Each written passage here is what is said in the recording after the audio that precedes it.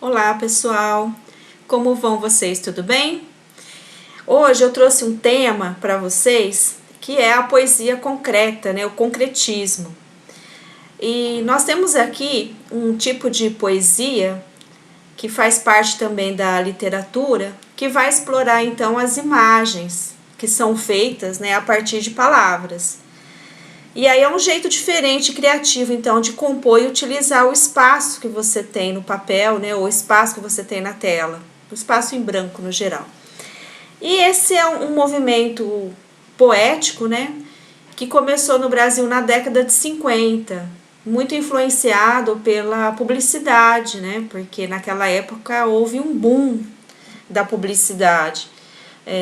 E também com inspiração forte na arquitetura. Então percebam que é um poema que começa então na década de 50, mas que tem influência demais, né, nos dias atuais, porque ainda se trabalha muito com esse poema visual e com essa forma visual aí de lidar com as palavras, né, com tanta criatividade, tá? Bom, o concretismo, né, percebam que nessa imagem que eu coloquei agora, você tem a exploração aí do espaço em branco com apenas uma palavra, que é justamente o nome do movimento literário aí da década de 50, né? E essa poesia concreta, então, ela tem como objetivo eliminar o supérfluo, né? É uma poesia objetiva, visual, usando então essa imagem, né, como a principal forma de expressão. E ela depende muito da interpretação do leitor, né, porque é essa interpretação que vai complementar a obra. Então aqui percebam que não vai haver o eu lírico. O poema aqui é tratado como se ele fosse um objeto mesmo, tá? Então não tem subjetividades, né? Os poetas concretos, né, eles vão utilizar sempre poucas palavras para compor seus poemas. Então, toda vez que vocês virem uma poesia que explora esse visual, né, com imagem, com formato, que não tem verso, né, não tem estrofes, você pode ler de várias formas, né, em várias direções. Então, toda vez que vocês derem de cara com isso, vocês vão saber que é uma poesia concreta, né? Inclusive, o Enem, ele sempre traz questões abordando esse tema, né? Ele sempre traz aí um poema concreto e uma análise em cima desse poema, tá? Esses desdobramentos, então, da poesia concreta, da década de 50 para cá, nós temos como influência disso, né, a poesia praxis, né, o poema praxis, que aí a partir de uma palavra surge outra, e o outro desdobramento é o poema processo, que vai buscar unir, então, as imagens, as cores, as palavras, né, para dar novos significados. Então percebam que é uma composição que deixa a sua criatividade fluir, né, de forma infinita, tá? Vamos então aí para o conceito, né? A poesia concreta, então, é justamente essa busca aí dos artistas, né? Para incorporar a arte, a música, a poesia, as artes plásticas, as estruturas matemáticas geométricas.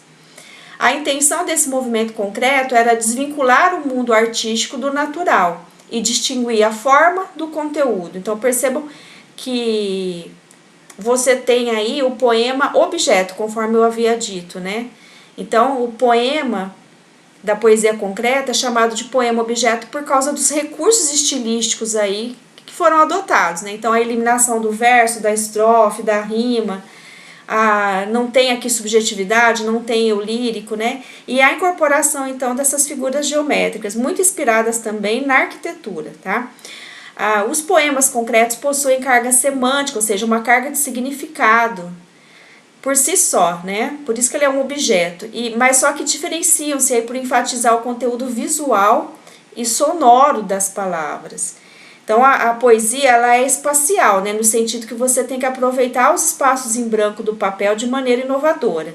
Então, o poeta concretista ele vai usar esse espaço, esse papel, de uma forma nada convencional, nada ortodoxa. Você tem a poesia concreta, explorando essa palavra aí, por meio da imagem, do espaço e do som também, né? O som também é muito importante. Bom, quem fundou esse movimento na década de 50 foi o grupo Noigandres. Esse grupo Noigandres, formado então pelo Décio Pignatari e os irmãos Augusto e Haroldo de Campos, né? Desses três aí, quem está vivo ainda é o Augusto. E ele inspira até hoje, né, muitos poetas e compositores. E esse grupo, então, eles lançaram uma revista com o mesmo nome, que era uma forma deles divulgarem, então, esse novo jeito aí de fazer poesia, tá? Esse nome, Noigandres, eles não tem uma tradução precisa. Os autores buscaram uma palavra arcaica aí para batizar o grupo, tá? Eles quiseram inovar aí até no nome. Aqui tem a imagem, né, desses poetas concretos, né, o desenho aí com o rosto deles. Então, aqui você tem o Augusto de Campos, né, o Décio e o Haroldo de Campos, que ficaram famosos, gente, no mundo todo, tá? O trabalho que eles realizaram foi muito divulgado aí, então eles influenciaram muita gente aí, mundo afora. As características, então, desse movimento, né? O fim do verso como unidade rítmica formal da poesia, o espaço gráfico, né, visual, sonoro e verbal sendo explorado, o experimentalismo, né? Ou seja, você experimentar diversas palavras em vários formatos, né? De vários jeitos ali, distribuindo no papel de maneiras diferentes. E o poema, então, vai transformar-se nesse objeto visual, valendo-se do espaço gráfico como agente estrutural. Há literações, né, ou seja, essas repetições sonoras, os neologismos, né, que seriam... neologismo é uma invenção, né, de uma nova palavra, tá? Livres associações fônicas e semânticas, né? Então a exploração aí do som e do significado ao mesmo tempo, o poema lido então em várias direções e o trabalho gráfico dessa poesia, né? Extremamente importante, tá?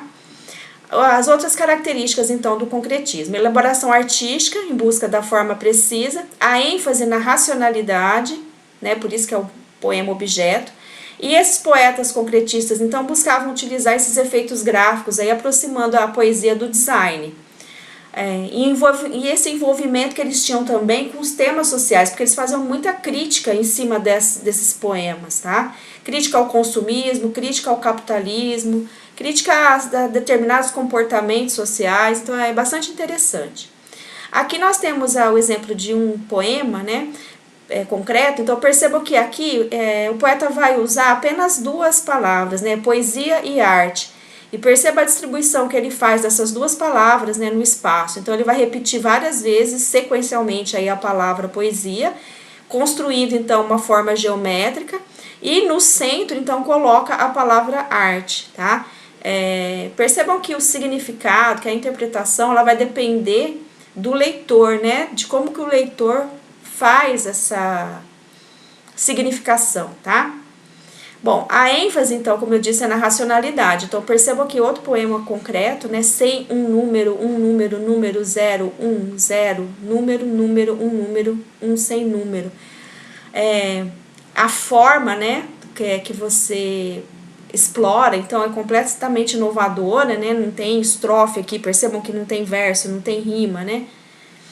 Aqui, novamente, né, o uso de poucas palavras, né, então essa é uma característica chave aí do concretismo, né? Se nasce, morre, nasce, renasce, remorre, renasce. A repetição, né, a exploração sonora dessas palavras, né, e a distribuição no espaço. Dever de ler, dever de ler, dever. E aí a repetição, né, e a forma geométrica aí. Aí, depois das influências do concretismo, obviamente que vão surgir o que a gente chama, então, de poesia praxis, né, ou poema praxis, ou poema em processo. Você tem, a partir de uma palavra, a junção de outras palavras, de outros significados, né, E aí a exploração dessa forma, desse desenho, desse design, através do desenho que se faz na tela aí, né, no espaço em branco. E esse desenho, ele vai trazer uma mensagem para a gente, não só sonora, mas principalmente visual. Então, nós temos aqui o desenho que é construído com a própria palavra. Não, senhor, sim, senhor, não, senhor, sim, senhor. A repetição dessas palavras. E perceba que forma, então, uma mão. E essa mão, atrás dela tem uma boca com a palavra cálice, né? Então, simbolizando aí o silêncio, né? Mandando a pessoa calar a boca mesmo. O próximo aqui é a palavra pêndulo. Então, ele utiliza a própria palavra pêndulo para desenhar um pêndulo, né? Então, você tem uma imagem aqui que é no formato de pêndulo, construída a partir da sua própria palavra, né? Então, você tem uma imagem construída a partir de uma palavra. Isso que é a junção, né, da forma e do conteúdo, tá, gente? Bom, aqui, a amizade, né, se tivesse que defini-la, palavra torta, leal, palavra forte, leal,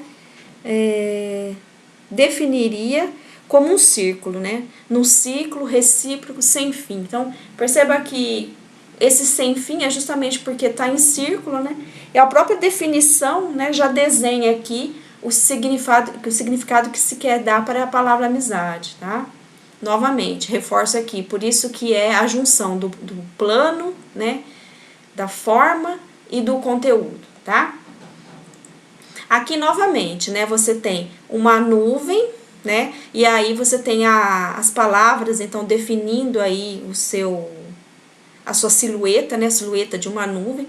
Então, olha, a nuvem, né, está quase a descarregar, a nuvem está quase a descarregar. Então, a partir disso, ele desenhou uma nuvem e os pingos da chuva, né, ele escreveu, então, ping, ping, ping, ping, simbolizando, então, as gotas de chuva. Então, a mensagem do poema, ela é captada através da visualização da forma, né, do desenho que se faz a partir da palavra. Aqui é a mesma coisa, você tem aqui o desenho de uma aranha, que surge a partir, então, da disposição dessas palavras aí no espaço, tá? Um poema bastante conhecido, percebam que aqui ele vai juntar as duas coisas, né? Ele vai juntar a estrofe tradicional, né? De um verso, de um poema tradicional, e aí você tem um verso que ele sai do padrão, né? Justamente porque tem a ver com o significado. Aí eu vou ler para vocês perceberem, então, os significados. Era um homem bem vestido, foi beber no botequim. Bebeu muito, bebeu tanto, que saiu de lá assim. Ou seja, ele estava tão tonto, né? Ele saiu cambaleando, cruzando as pernas ali, né? Como se estivesse numa rua ali, bêbado, né? Então, por isso que esse verso, ele acaba sendo desalinhado, né? Como o caminhar do bêbado, tá? As casas passavam em volta, né, numa procissão sem fim, as coisas todas rodando assim, assim, assim, e aí com a palavra assim, ele faz então o formato dessa roda, né, essa roda que o próprio bêbado, né, vai simular aí com seu gingado, né, descoordenado, justamente porque ele tá tonto. Bom, nos anos 50, então, como eu disse para vocês, existiu um boom aí da publicidade, né? E a publicidade, ela inspirou esses poetas concretos. E aí percebam que existe um ciclo nisso, porque a publicidade inspirou os poetas concretos e os poetas concretos, com as suas obras, acabaram também, posteriormente, inspirando a publicidade. Hoje em dia, isso ainda é muito explorado. Então, esses poetas, eles absorveram essas influências e depois passaram a influenciar, tá? E lembrando, né, que existia sempre uma crítica aí ferrenha, né, ao consumismo, ao capitalismo e à própria publicidade, tá? Aqui nós temos, então, a imagem do Sabão em Pó Omo, fazendo esse jogo aí de imagem, né, e utilizando, então, a estrutura da poesia concreta, tá? Um poema concreto muito conhecido é esse daqui, né? Beba Coca-Cola, babe cola, beba coca, babe cola, caco, caco, cola, cloaca. Então, existe o que a gente chama de polissemia, ou seja, os múltiplos significados aí, né, da palavra. Aqui você tem um movimento, gente, que se faz quando você bebe alguma coisa dentro do corpo humano, tá? E esse cloaca aí, você vai significar ele, você vai interpretar como você quiser, né? Mas aí como que faz, né? Quando você come alguma coisa, quando você bebe alguma coisa, como que você elimina isso depois no seu corpo, né? Procurem o significado da palavra cloaca, né? Que vocês vão conseguir desvendar aí, né? Bom, existe a síntese, então, no texto. Percebam que existe uma condensação aqui das palavras. Então, nesse poema aqui do Décio Pignatari, que é bastante famoso, ele vai aproveitar o slogan, né, da Coca-Cola, da bebida, vai explorar aí a cor vermelha, a cor branca, né, que é o que mesmo que tem essa simbologia, né, vinculada aí à publicidade da Coca-Cola, e aí vai compor esse poema a partir disso, esse poema concreto, tá? Então, percebam que tem poucas palavras, não tem pontuação, né, a abolição total aí do verso para fazer a poesia concreta. Não tem estrofe, não tem refrão, não tem rima, não tem conectivos. Então, é um poema totalmente inovador, tá? E aqui, percebam que a própria Coca-Cola depois se inspirou, né, nessa estrutura, nesse jeito de fazer poesia, e acabou, então, desenvolvendo, né, algumas publicidades, né, algumas peças publicitárias aí nesse sentido aí, com inspiração concretista, tá? Não só a Coca-Cola, o Omo, gente, é infinito, tá? A Natura adora explorar, né, poema concreto, faz isso sempre em parceria com o Arnaldo Antunes. O Arnaldo Antunes é um compositor, um cantor que fez parte da banda Titãs. Ele tem vários livros publicados de poemas concretos, né? E ele sofreu uma forte influência do Augusto de Campos. O Augusto foi mentor, né, do Arnaldo Antunes, e o Arnaldo Antunes ele é o queridinho do Enem, né? Tem sempre alguma coisa dele no Enem. Então é bom sempre ficar de olho aí. Ele já publicou quase 30 livros, né, de poesia concreta, e ele é nosso contemporâneo. Aqui tem outra imagem, né? Forma aqui o rosto da Rihanna, justamente também com a exploração dessas palavras aí, né? Que é uma canção dela. Aqui nesse café, né, dentro da xícara também, né, percebam que você tem um poema concreto aí dentro do café. E aqui um outro poema concreto, né, um movimento compondo além da nuvem, um campo de combate, miragem, né, e a ira de um horizonte puro no momento vivo. Aqui, olha, ovo, novelo, novo, novelho, o filho em folhas, na jaula dos joelhos, infante em fonte, feto, feito, dentro do centro. Percebam que aqui você tem uma quantidade maior de palavras, mas percebam que aqui ele está tentando fazer aqui a estrutura de um ovo, né? É o tal da poesia praxis, né, que eu falei para vocês, que a partir de uma palavra vai surgindo a outra e vai emendando em outra, né? Isso aqui, gente, é uma inspiração, né, a partir da poesia concreta. Então, ela foi evoluindo ao longo do tempo e por isso que surgiram, então, novas formas de compor, tá? Então, é conhecida também como a poesia visual. Então, aqui você tem a forma do infinito, né? O infinito dos seus olhos me faz encontrar o infinito dos seus olhos. Então, você tem o formato, né, o símbolo do infinito, composto a partir das palavras, né, falando do próprio infinito. Então, bastante interessante. Bom, a poesia concreta, né, é um tipo de poesia vanguardista, então, ela foi muito inovadora para a época dela, né, de caráter experimental, basicamente visual, que procura estruturar, então, o texto poético escrito a partir do espaço, do seu suporte, ou seja, do papel ou da tela, né? Então, sendo ela a página de um livro ou não, porque hoje em dia você tem a tecnologia também para te auxiliar, né? Então, buscando a superação do verso como unidade rítmico-formal. Você tem aqui uma vazão da sua criatividade de uma forma bem inovadora, tá? O poeta, então, Augusto de Campos, foi um dos colaboradores da revista Noigandres, também é chamada de poesia visual, e aí em algumas partes do mundo. As principais características, então, percebam aqui, né? A palavra velocidade, você usa uma palavra só, e aí a exploração desse V, né? A repetição dele, né? Se você fala isso em voz alta, perceba a sonoridade, né? Perceba que ele está explorando não só a parte visual aqui, mas a parte acústica também, né? Sonora, tá? E além disso, vai mostrar uma mensagem de forma não usual, né? Explorando aí o aspecto lúdico, né? Humorístico até. Desse poema, tá? A própria estrutura do poema vai comunicar para o leitor, né, o que ela quer dizer. Então, ela vai ser complementada aí pelo sentido que o próprio leitor vai dar no texto. E aí nós temos outros poemas, né? Tem vários aqui, gente, para mostrar para vocês. E para não estender muito, né, eu vou passar só para vocês darem uma olhada, porque a partir do poema, então, vai desenvolvendo as formas, tá? Esse daqui é bastante famoso também, usa só a palavra luxo, pequenininha, né? Várias palavras luxo, para compor a palavra lixo, que é a palavra maior aí, né? O desenho maior.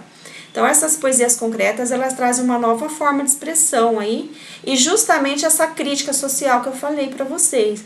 Então, a partir do luxo, você acaba, então, desencadeando o quê? No lixo, né? Se você consome demais, se você compra demais, tudo que você compra, em algum momento, vai virar lixo. Então, percebam aí a crítica, né, ao consumismo e ao capitalismo. E ele usa apenas uma palavra, né, para compor isso.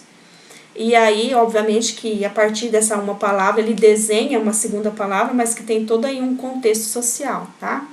E aqui também, né, você tem duas palavras, e percebam a exploração que ele faz, né, da palavra fluvial e pluvial, ou seja, chove, e aí essa água da chuva vem para o rio.